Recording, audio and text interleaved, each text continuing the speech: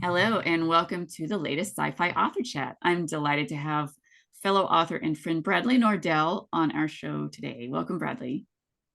Thank you for having me. Yeah, so you've got some exciting things coming along in your career, and you are now a published author of The Second Sky. Woo! This beautiful Oh, look at that collection. beauty. Yeah, beautiful book. And The Second Sky and Other Stories available now.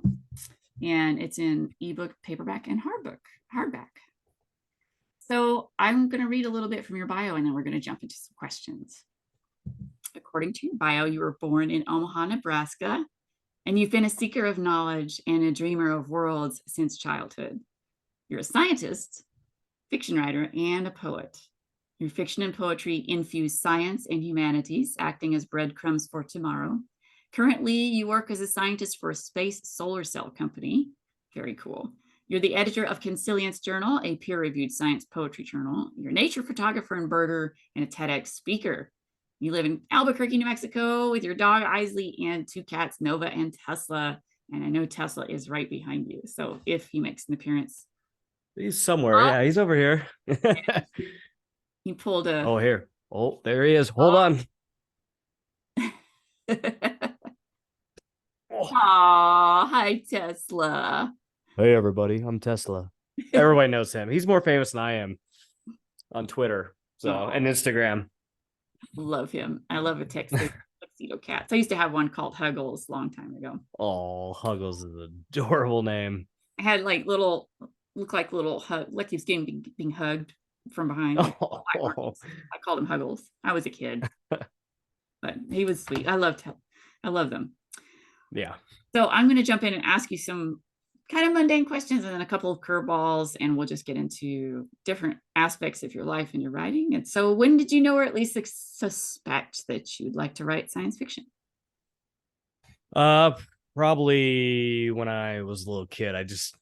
One, I was the kid that you found toting around big old books. I was like, when people were reading Dr. Seuss, I'm that kid that's carrying Asimov or Stephen King around. Yeah, same. So, and yeah, it's kind of just one of those things where I and I still do think that books were probably the most magical thing you could ever find, right? Mhm. I mean, I might not believe in like the magic you see in Harry Potter or something like that, but I do believe that books are doorways to other worlds. I mean, it's just, and I think the beauty of it, I always found as a kid is like, man, a lot of these writers, they're long gone, but they're still speaking to us. And I always thought that was the coolest thing in the world.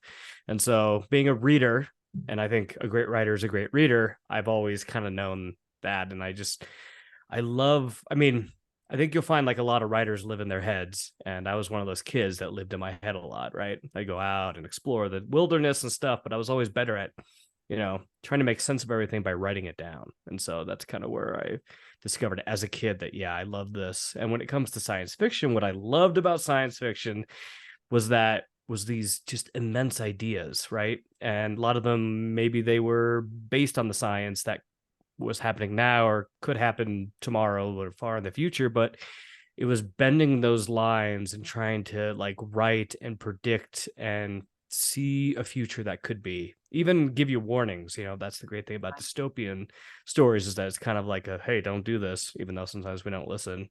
And I always thought that was really powerful and really kind of amazing. And so that's kind of what really drew me to that. I mean, and plus just the idea that in your mind you can travel to Mars, or you could Right. travel to Andromeda way out there without ever having to step foot into a spaceship, which with my motion sickness, I wouldn't make a great astronaut. So I'll probably never leave this planet, but I can leave it in here and leave it in my stories. And so that's what always drew me to that, especially like Asimov's The Foundation. I always thought that was the coolest thing because you have this world that's obviously it's very Rome like that he kind of based it off of, but it's thousands upon thousands of years into the future. I mean, 100,000 years, and I just thought that was one of the coolest things. And then of course robots, right? Oh, I love the idea of robots and the idea of a new form of sentience or consciousness. And I'm one of those pro robot people. I might not be like the pro AI of Chat GPT crap that we have nowadays, but like true sentience, Actual true, robot. yeah, true thinking, feeling things like Robbie and Yeah, that, right, that those kind of robots to me I've always been fascinated by, because I right. think not only is it a mirror on us, but it also shows just the power of the mind and the power of evolution, I guess, and the power of the brain, that we can have probably consciousness in many different forms, and not just carbon, but maybe silicon, maybe Right. whatever materials out there, right? So Exactly. So you mentioned some of your favorite influences, and I wondered if you had any others that were either in science fiction or another genre entirely that have influenced your writing. yeah, so I'm a very interesting when it person when it comes to that, because I wasn't just influenced by sci-fi writers. James Baldwin is a good example. I loved his writing, and I think he was one of the most powerful writers. Dostoevsky, James Joyce, obviously. I mean, Yeah. my family's Irish, and I always thought he was one of the greatest writers of all time. I remember as a kid, I read Ulysses, though maybe I probably didn't understand it that much, and Finnegan's Wake and stuff, which is written in 90 different languages, I think, or something like that. It's crazy, but I just thought he was one of the, just his writing was just so powerful. So I'm very much influenced by the classics. So I love literary fiction on top of that. But when you read my writing, you get a sense of that. Like Yeah. I mix that a lot in there. And then like Rachel Carson, I'm a huge fan of science writing. I think a lot of, and my dog's name is Isley, which is based off of Lauren Isley. He was an anthropologist and a science writer from Nebraska. He was a big That's cool. influence too. So yes, I have it. And then obviously I'm a huge Stephen King fan, Isaac Asimov, Philip K. Dick, and all the Octavia Butler, all the great sci-fi writers who just have expanded our minds and imagination and everything. So, and plus poetry, Yeah. so one fun fact about me is, and I learned this from Mary Shelley. Actually, her dad would make her read like 6 or 7 books at once, and it would always be in different themes. So maybe one's fiction, one's poetry, one's mathematics, one's physical science, whatever it is. And because he believed everything was connected, so he wanted her to be able to connect everything. And so I read that as a kid, and I thought, oh, that's the coolest idea. So ever since then, maybe that was like 12 or so, I've always done that. And so if you look at my Goodreads, you'll see that I'm reading like 6 or 7 books at once. Yeah. And so I read a Relatable. lot of different books. So I'm always studying, always reading, but I like to find those connections between whether it's sci-fi, quantum physics, poetry, Right. so So speaking of physics, how would you say your work experience weaves itself into your science fiction writing? yeah. So I think, so everything you'll read from me, from this, from the Second Sky to the upcoming books of my life, will all be hard sci-fi. So I'm always going to stick to the physics. And I think sometimes I find, especially whether it's prose or poetry, is that my background in physics gives me that extra muscle, I guess, when it comes to metaphors or similes that I connect back to. Because I think for me, the universe is pure poetry, right? Mathematics is poetry in symbolic form. And so I kind of just see it as that. And so when I'm studying something at work or something like that, I always kind of make sure I sprinkle that in stories. I mean, at the end of the day, stories are always going to be character driven for me, but I think the world building and those little droplets you have inside your stories, I take from my work and my experience with physics and Yeah. just being a physicist. Excellent. So you have currently your brand new book, The Second Sky, and it's a collection. And I wondered if you could tell us a little bit about that and how you came up with the idea of having a collection. Yeah. So it is a collection, but I will say most of the stories are interconnected. You'll find certain characters play a role in each of the stories. And you're also going to find, I mean, later on, that a lot of those stories connect to to bigger books, to full-length novels that will be coming out soon. So the collection part, I thought, because I do have a few books ready, but I wanted to release a collection because I wanted to kind of showcase as my first book just the different writing styles and different Right. themes and stuff like that that I write about. And so I thought that was kind of a strong way to do that. And for the second sky, now the title is an interesting story. So actually, my friend Melinda, hi Melinda, she's also a sci-fi writer, Melinda Smith. You can find her on Twitter, Science Geek Mel. But her daughter, we were having a conversation, and her daughter said to her, like, "Hey, mommy, look, it's the second sky." And we never knew what she really meant, but we always thought she, kids and their imaginations, Right. they could see beyond kind of what's there. And so I always thought, oh, that's really creative. And I always thought that'd be a really cool idea for a book. And so the idea there that I kind of took and ran with, and what all the stories kind of connect with, is that the second sky is the reality beyond the reality. So, and as a physicist, that's kind of almost my daily experience as a quantum physicist, because you have quantum reality that we don't really experience on our classical level, but it's Yeah. there, right? It's always there. And reality, as science kind of teaches us and shows us, I guess, as time progresses, is that reality is always deeper, more interesting than we ever thought. Every time we think we know something, science says, nah, nah, nah, nah, nah, nah. There's more there. And so all these stories are kind of about that. And they're kind of all Twilight Zone, because as a kid, I grew up on Twilight Zone. I love Oh, yeah. Twilight Zone. I just, and so, what I loved about Twilight Zone was that you have all these stories that are like normal daily stuff, but all of a sudden there's a twist to it, and it's beyond the reality than could ever have seen. And that's kind of the second sky. Very And cool. second sky is really about taking that veil off what we thought we knew and showcasing what is there, whether it be, people falling into an asteroid, or whether it be teleportation gone wrong, or whether it be just a pandemic. Because for us, in the last couple of years, our reality kind of changed a lot, right? We Right. experienced something that we haven't gone through in over 100 years, and that was a new type of reality of a pandemic. And that changed, it made everybody look inward and made everyone look outward too. I mean, the streets were barren, right? The toilet paper was gone. So It was definitely a very strange experience that, is playing itself out in weird ways ever since it started. yeah, So, and for the second sky, so you'll find, there's a lot of themes that go along with this, from grief to loss to love to even, genres of sci-fi, hard sci-fi, horror, and so I have a lot of different kind of stories that I think a lot of, whether you're a sci-fi fan or not, you might be able to connect with. And so I've had family members read, and they're like, "Oh, I've never read sci-fi, but I love this," right? And so yeah. I didn't write this for the average sci-fi person, but I wrote it for everyone. And so there will be stories in there, even if you're not like, I don't really care about space, which I don't know why you wouldn't care about space. Everybody cares about space. It's so cool.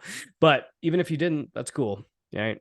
So Great. Well, it sounds like an accessible and very rich book for a lot of readers, and that, you can sample your style across it. So, so related to that, and you mentioned that you've got some books coming, and some of them, they're connected to the second sky.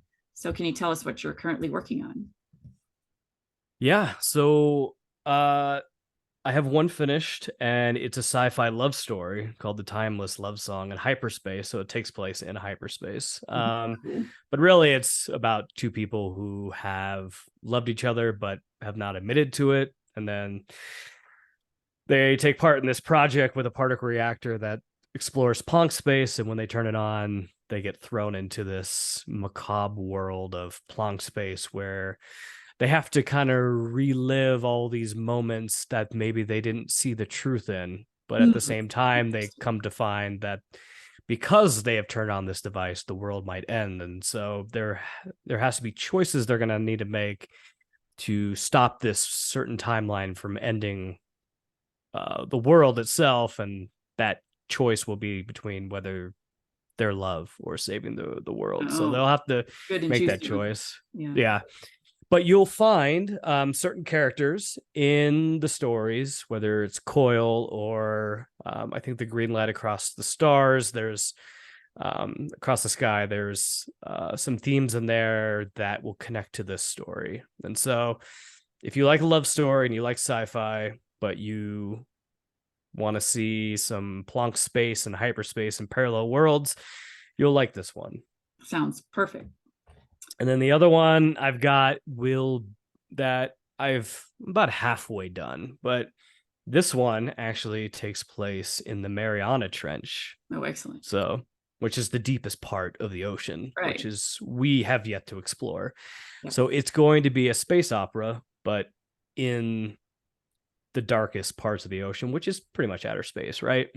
Yeah. Kind of reminds me of The Abyss by James Cameron. Yes. Oh God, I love the Abyss. That was a good Yeah. one. So this one, so the story kind of evolves around the Mariana Trench. They get a signal, which is they believe to be possible alien life. So they explore this world in which they find, possible dinosaurs and other Oh, it sounds creatures living awesome. within Right. the abyss. But then I'll just say that there is a wormhole inside here that connects to drumroll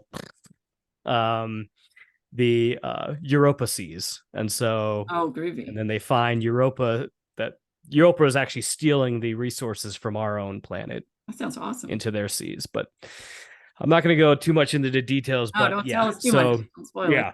But Mike, anyways, it'll so be when can we expect these great books? well, hopefully the first one is done, but still looking for a agent on that one, and then a literary agent on the next one. There because they're so different. I'll have to find different literary agents. So hopefully in the next year and a half. All right. Fingers But crossed. for those of you who are wondering, in a few months I'll have a poetry book out, and then Great. one more at the end of the year. So at least you get some of my writing as you're waiting Yeah. for the Outstanding. fiction ones. So Well, that's fantastic news. So definitely keep us all up to date on those books that are coming. yeah. So let's get into like your writing and how it fits and how you fit it into your day because you have a full-time physics job, right? So what's your Yeah. typical productive writing day like? Like when you're on, what's it like?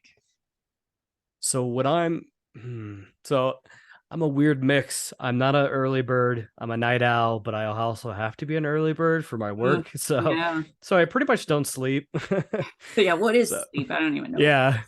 So I work like 40, 50 hours a week, and then I also work out a lot, and then obviously I do photography, stuff like that. But a normal writing day, I usually will go on walks, and that's where I start to work on my stories. Yeah, I'm the same way. And then at night when I get home is usually when I write. When I'm in the zone, I usually get like 2,000 to 5,000 words just in one sitting. So that's usually pretty good. I mean, obviously most of those words are crap. You have to get rid of them, but editing, you have to kill your darlings, right? But that's so I can like, so a good example, um, my one book, the Timeless Love Song in Hyperspace, I actually wrote that in 1 week. So, That's a lot. and it was 50,000 words. It's now 80,000, but because I was hitting for novella, and I wrote too much, and I was like, hey, I can actually Make might it add a little bit more, no. because a lot of places they kind of want larger 80,000 words or more when it comes to sci-fi. But I had more story to tell, but I wrote that in like a week, and then obviously there's been numerous drafts after that. So like sometimes when I get in the zone, like you can't get, like, I forget to eat, I forget to sleep, I forget to do a lot of things. It's just got to get the story out, right? And I always find it interesting how sometimes the story we have in here changes when you start writing it. It kind of has a life of its own. Sometimes I feel like it's not even our story anymore, the writer's story, after you start working with the characters. I don't know. Stephen King talked about that, and I always thought that was kind of interesting. So sometimes it just takes over. But yeah, a lot of my writing too comes on the weekend. So I have a lot more Yeah. time on the weekends. And I love writing in the morning and then taking breaks and walks, and then and then come back and write more later. All right. Sounds like you're very disciplined with your time management, which is, hard to do. And to get all of that done is impressive. So good job. It took a long time to kind of figure that out too, because like doing a PhD and stuff, like oh man, I barely could write. And the big thing that took a hit and that made me actually depressed was reading, because I like to read like 60 to 65 books a year, which is a lot. And I think during those times, like I read 10 books a year, and that was really sad. That's the other thing, is I stay up late to read books, as my girlfriend can attest. She goes to bed at like 10:30, and I don't think I get into bed till about 1:30 a.m. because I'm usually reading or writing. But I love that time because the world has gone to sleep and it's silent and it's quiet. Yeah. And I feel like existing in that time is like outside of time. I wish it was like a bubble outside of our universe. Wouldn't that be nice? Just I know, right? The bubble, little pocket universe there. Oh, that'd be great. Because then I could do all that work and still get enough sleep. Yeah, theoretically. Yeah. I'll work on that. I got to figure out how to create that pocket universe. Please, and please share when you do, because I will use it. I mean, you're my friend, so I'll obviously give you the ability to create the pocket universe. I know how much you're working on. I mean, you probably do more. As somebody who has like 9 trillion hobbies, I always create another one too. I'm like, I have a green screen here because now I'm going to start doing videos on YouTube on the stories. So of course I have to add another one in because I'm that. But you have so many things you're doing. I don't know how you sleep. I don't. Yeah. I've never been a big sleeper. In fact, since I was born, apparently I've just never slept much, like literally since birth, which drove my parents insane. So it is what it is, and I too, like I get up extremely early, actually, so I just carve out the time whenever I can, and I don't punish myself if it doesn't happen, because it's a waste of my time and energy to guilt trip myself, right? So we just got to carve out our time when we can, and it's doable, and that's the point, is that it can be done, and nobody should feel like they don't ever have time to write. You can find the time, but you got to get creative, right? You got to figure out what's going to work for you. Yeah. And even if you're not writing like physically at a desk typing, you're always working on a story up here. At least I am. I don't, even when I'm talking with somebody about work, inside I got the characters like still talking in my head. So maybe we're crazy. I don't know, but we're just people say, yeah. Oh, do you have voices in your head? Of course I have voices in my head. There's thousands of them. And they never stop chatting. Yeah. So like you've got these great books coming. Very interesting, very different from each other. And I wondered though, what's your dream sci-fi writing project?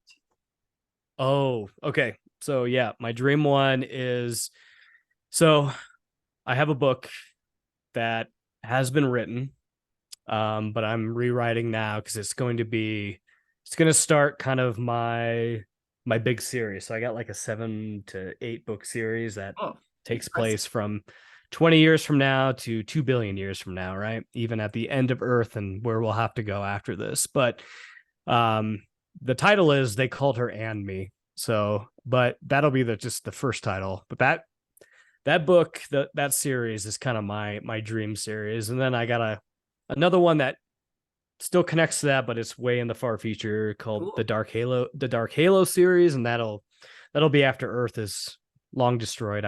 Obviously, as everybody knows, our sun will eventually die, become a red giant. Earth, Mars will be fried, and after that, we obviously have to find a new home. But that's 2 billion years from now. Yeah, we still got time to write.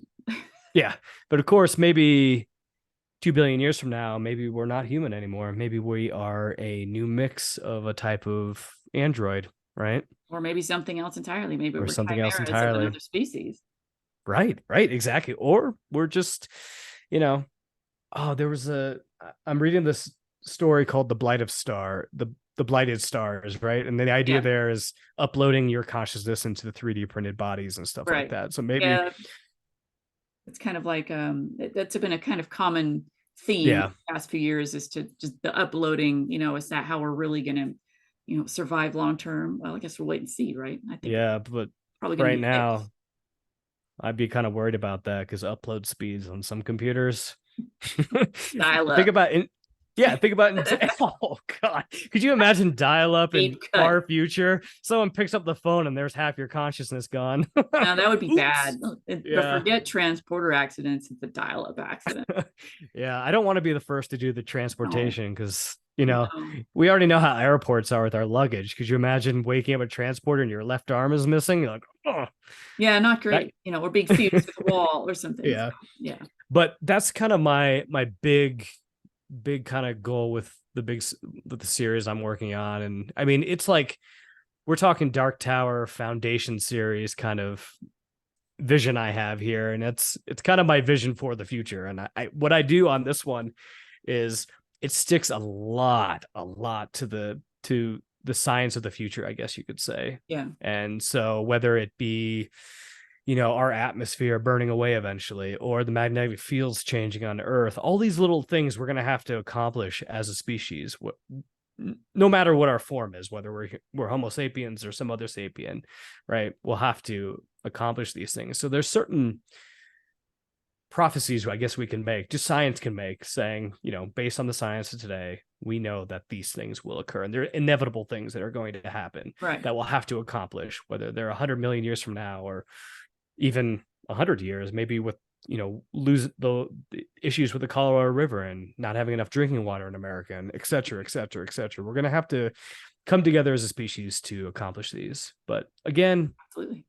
yeah. So my big dream, my goal is by the time I finally croak, I'll have at least 50 books. I have at least, so right now I have 50 outline of books. I have some written, some half written, but I have Yeah. the story, the outlines, everything is done. So I know exactly where the stories are going to go, but just need the time to write. I know. Same with me. I've got this huge list of stories, and some of them are already at like half a novel length, that they're not Yeah. even on my list, to submit, but they're so far along that eventually I'd love to do those. But I've got my own on my list I have to do first. So it's a lot to try to find that time, but it's worth it, I think. And it's always refreshing to know that we'll never run out of ideas. Yeah. In this case, I don't think, because we talk about writer's block, I don't think I'll ever have writer's block. It's just Now, I don't believe it because exists. I have I my don't opinions either. on that one. So I think the hard part is just being disciplined enough to carve out time to well, do it's not that. just Right. discipline. There's other factors at play, because you can be the most Yeah. disciplined person in the world and something happens that you didn't True. plan for. And that's what has happened, to a lot of people in the last few years. So I feel like there's been this disruption of, well, what can we do next, when having that feeling that the other shoe's about to drop. And I think that's where having your own grace comes in, and you can forgive yourself for not being go go go all the time, because Yeah. you have to take care of yourself, and that's part of it, is realizing that it's okay not to be on 100% of the time. And even though those of us who operate on, it's a hard lesson, because there may come a point where you just kind of hit a wall, and you weren't planning on that wall being there. So, Yeah. Right. like, where did And a the lot. wall come from?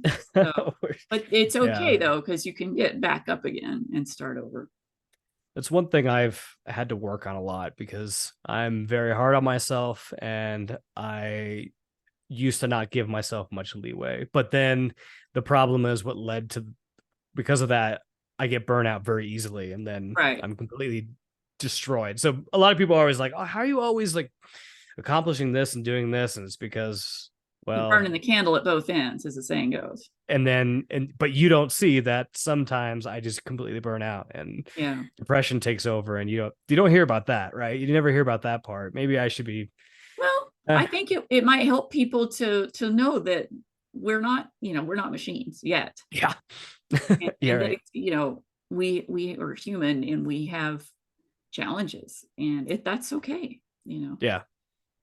I Yeah. mean, So I think I've talked about it in before, but I've done therapy, and that's kind of helped to I have be, to, and it how, did help. Yeah. yeah, have boundaries, more self-love and more self-care. And so I try to do that. So I mean, it's not like I'm always working. Sometimes you'll find me watching television I don't shows. believe I love it. TV. I know people don't, but like, yeah, I I read love 60 books a TV. year, and I also love television. Like, I do I'm too. watching Silo right now. It's like one of my favorite shows now. It's brilliant. But I think TV is just sometimes can, or at least television can be a very, very beautiful way of storytelling. Oh yeah, I love it because, and I think in a lot of ways it's the most similar to a book, right? Versus a Right. movie where you don't get to know as deeply some of the characters. It's kind of rare that I'll find a film that makes me think as much afterward as a show will. Yeah, I'm Love TV. horrible with movies. I always think I'm going to watch a movie, but then what I end up doing is just spending 3 hours watching trailers that I never pick a movie because I'm just like, ugh. But But I love sometimes the TV trailers are shows. better. Oh yeah, I'm a huge trailer nerd. I'll watch all the trailers and be like, I think I get it. Oh, I don't need to watch the that movie. reminds me, like, so at one point, see, I don't yet have audiobooks for the Questers Saga, but at one point you actually narrated some of Heliopause, I and you were did. really good at it. And I thought that you had future in voice over work. So I I wondered if you thought about it. I have. Getting into that is really difficult. The second Sky, I thought about doing the narration, and I might still do it. I think probably what I'm gonna do, and I just kind of referred to it earlier, was obviously I got a nice green screen, so I'm Right, gonna you're going to do the read videos. excerpts and then have the Yeah, story kind of play itself out. Because that's really there cool. are a lot of rules and a lot of things you have to take into consideration to get your book on Audible. It's actually not like you I just go know and there's a record something reason and mine send it. aren't there. Yep. And so I would love to do audio just because I mean, I have the knack for reading. I love reading stories out loud, but Well, and um poetry as well. yeah, So and poetry. 'cause you need to have But that sort of fluidity, to read yeah, poetry. Yeah. but again, having the time to get all that together. True. Eventually I'll try, but yeah, man, that was a long time ago with that It first was, book. but it was cool. And Yeah, that's when yeah, we like, how long have we known each other now? gosh, It's I been don't like know. 4 or 5 years. I don't know. I think about 5. I think about 5 Yeah, years. Yeah. So it's yeah, just but the it was just really cool. You did such a nice job. So I'm yeah. looking forward to Thanks. videos. I think that's going to be a wonderful way to engage readers and writers. I'm Yeah, fully encouraging that one. Can't wait to see it. All right. Now, the curveball. curveballs. So, what's the one thing that would tip people off to your being human or not? So, let's call this like a reverse Voight-Kampf test. So, how would we know, first of all, that you're human, that this is Bradley Nordell speaking and not an android or a replicant? Ooh, ooh, I like this. Well, I mean, if it's an android and truly sentient, can you ever know without looking Okay. inside me? Well, What first, about we my want to eyes? know how would we know you were Bradley? How? What would be the tell? There has to be a way. Oh man, I like this question. What would be the way? And we'll get to the opposite in a minute, but we're Yeah, focusing on humanity right now. it's funny because my friend Gio, sup Gio, he's asked me this many times. He assumed I was a robot, but I mean, well, at the moment, I'm assuming you're human, so but I'd like some proof. hmm. I mean, maybe my empathy. Ooh, Of course, that is assuming androids in the future will not be empathetic androids, which right. I think they will be. I should hope some of them would be, or we're in real trouble. Yeah. My blood is O negative. Universal donor. I don't know. This is a good question, and it's Yeah, really a I mean, difficult one. blood type, that's pretty good. Uh, Yeah, maybe. What about the eyes? well, that's a Pretty tricky one, human right? eyes, but at Yeah, the same time, you can replicate those eyes exactly. They had a if you're guy really good. just did eyes, right? So, okay, so the opposite. What would what would give it away that you're actually a replicant or an android or otherwise not human? So I think this fact would give it away is like if I were truly an android or a robot or whatever, I would have had at least 10 books done by now. I really do. And the fact that I can't do that because I eventually do have to sleep and eat, and I can't always be 100% efficient, that makes me human. Right. Okay. Good answer. But Yeah. what would actually be proof that you actually are an android?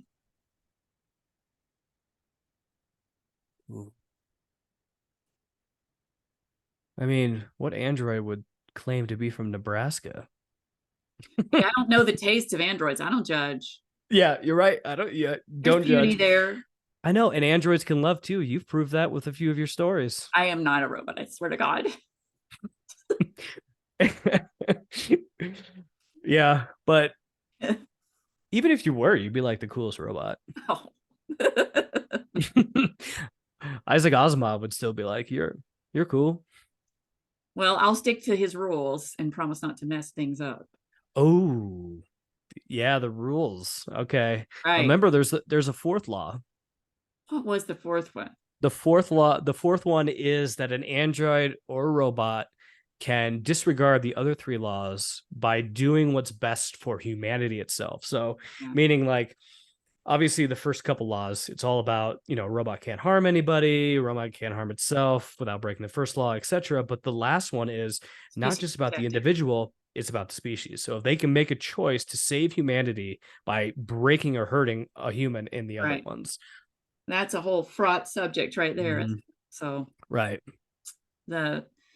it's sort of going back to that interesting moment between Kirk and Spock in Wrath of Khan of like the needs of the many, Yeah. being greater than the needs of the one, and then at the end it's like the needs of the one are greater than the needs of the many, and they go back and forth with that. So it's kind of, even though they're not robots, but one of them is not fully human. I always thought that was a fascinating conversation to have. So I mean, you could take the Turing test but I would pass it. But does that imply that I'm human? All it implies is that I'm indiscernible from you can't discern whether I'm a robot or a human. That's the only thing it applies, what's your right? CAPTCHA test? Yeah. Oh, Click find on the all the squares. What would be on the squares? find all the cats sitting on light poles. All the Tesla black cat does. on light poles. Yeah. That'd Tesla, you probably be have my skills we didn't know about. hey, buddy. Yeah. He's like, yeah, I do. Somebody should make that. But yeah, I mean, other than like obviously cutting my arm and seeing if I made of wires, question is, how Wetware, else? though. I know, right? Dang. Oh yeah, I mean, look at the just the movie Aliens, right? You couldn't Right. really tell if what's his name was an android or not. Yeah. I Bishop. mean, eventually, yeah, Bishop, It's yeah, got that because milky blood, yeah, that's true. Oh, good point. There's the blood. All right, there it is. It's Do I bleed fluid. red? It's like it's not really blood, but But if we're smart, we can make an android with beet juice in him. convenient. So maybe the mystery is, can you decide if I'm an android or a human? I'll wave some donuts under your nose, like that time in Albuquerque. Ah, donuts. Yeah.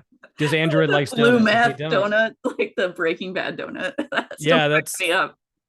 For that those place of you isn't. who are listening, there's a donut joint in Albuquerque, and they have like the crystal blue meth, like from Breaking Bad. Yeah, It's like a blue frosted donut with like these blue sugar crystals, and that just really cracked me up. So I it's guess if a you rebel. respond to the donut, maybe that's your indication. Yeah, it's Rebel Donut. The Rebel Donut, yes, that Yep. place is great. I love it. Question is, can DMT take an android on the same journey it does a human? Mm. So there you go. Mm-hmm. Do they respond with the same taste buds and all this, right? Right. I love cheesecake. There you go. I'm a cheesecake fanatic. I'm not much of a foodie person, but when it comes to cheesecake, there's my human response. Okay, so we've got your human side figured out, but I think the android side of you is that you don't stop. Yeah, I think so too.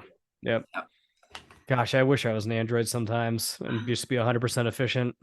Yeah, but might not appreciate those beautiful pictures you take as much. So Yeah, that's true. But you know what the great thing about being an android would be is like you wouldn't have to eat. I know it is. inconvenient. But then again, I love to eat, so Yeah, you do. Yeah, little too that's much. true. A little too much. I talk about food all Yeah, the time. I write about food. you're right about food a lot. Yeah. But think of how much time you'd save. Mm, I don't know. I like to eat. I just do. I don't want Yeah. to be like taking, a pill that just gives me the flavors like in Willy Wonka or something like that. I'm like, no, I want to experience it because I think that is a very human It really basic is. thing. Yeah. And At least I'm it's a very, not ready to give it up. very animal organism type thing to want to eat food. But I think Yeah, but I like humans, to eat good food. yeah, that's true. I guess humans are the only ones other than maybe dolphins. Dolphins love blowfish. Well, I mean, I think Oh, they get high off blowfish. That's right. different animals have different tastes, and there's Yeah. a thing called prey switching behavior where an animal will gorge on a certain kind of prey and then just be absolutely done with it. I'm done with you. I will never eat you again, and then switch to a different kind of prey. So that is a thing that happens in the animal. Oh, It's not just interesting. us. So it's not just us that burned out on Danishes. Yes, I did burn out on Danishes in college, but so I had Yeah. some prey switching behavior and I switched over to something else to binge on for a while. Being on the University of Nebraska Lincoln, the campus, the squirrels there are really, really funny because like they'll come right up to you and eat from your hand. I mean, Oh these yeah, squirrels. I have one here I call Perky. He comes. But I wonder if they ever get sick of Snickers, and popcorn and donuts. I saw a squirrel once pop out of a trash can with a donut. It was like the happiest squirrel in the world. I don't think I've ever been that happy. In fact, I Right, saw that squirrel and said, "That's my life goal: to be that right. happy with that squirrel with that donut." Just like Love a donut. did When I it. lived in Seattle, I saw with my own eyes, Seattle and its coffee, right? Um, this group of crows, and they went and they found a latte cup, and one of them like upright lifted the lid off and then drank the coffee. Wow, Wired crows, and apparently caffeine is like way down in the Puget Sound, just everywhere in the water. that's awesome. Awesome and disgusting at the same time, but very Yeah, wired place, right? All the way down, all the way. So they must have a taste for certain things. I know that my parrots used to have very particular tastes. you had parrots. I had little bitty parrots, parrotlets, Oh, and oh yeah, parrotlets, and a parakeet, and a lovebird. At one point, I had all three, and not in the same cage because oh they're yeah. all hens. But my parrotlet was very particular about certain kinds of snacks, and yeah, she That's was cool. very spoiled. But anyway, moving back to the conversation at hand. Okay, what's the absolute worst writing advice you've ever received? Ooh, worst writing advice. Gotten some. It's a good question. Gotten good advice and I've gotten bad advice, but I'm trying to think of the worst writing advice ever. I mean,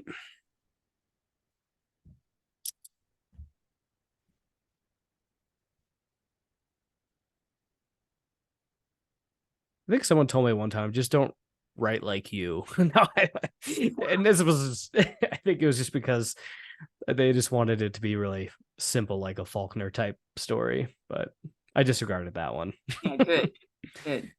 Well, mostly it was just like, oh yeah, you don't want to add in too much description because it needs to be simple and just, I don't know. I'm not the, yeah, I've had some bad ones on that. Yeah, style is different for everybody. It is. It really is. Oh man, yeah, it's funny because like sometimes when I hear really bad advice, I just forget about it. I just Honestly, I keep probably I keep the good advice in my head, right? right, But the bad one, I'm like, I mean, right. I've had people who've like even teachers and other people who've just like really bad editing, and it was just like, why did you? Yeah. Anyways, Mm, but yeah, okay, yeah, but like telling somebody to not write the way they write, that's bad. yeah, that was probably one of the worst. I think. Yeah. So flipping that, what's the best advice you could give to a writer just starting out? Oh, trust your voice. Very good. Really, I mean, I think that's really important. Mhm. I know sometimes you may want to write like somebody else or sound like somebody else, but just what's really important is that to be you, right? And what's Exactly. really important with your story is not to worry about, has this story been told before? Because every story's been told before, but what's unique about a story is how you tell it and how you see the world and how you see, and what new knowledge and insights are you going to give the reader based on your writing, based Right. on how you see things. What and again, and the other thing I would say is the most important thing about a story is going to be your character. Make them real, make Absolutely. them in depth, complex, because at the end of the day, you can have the coolest world building, but your story's going to go nowhere if it's you have one-dimensional characters. Great advice. And I stick to those myself. Yeah.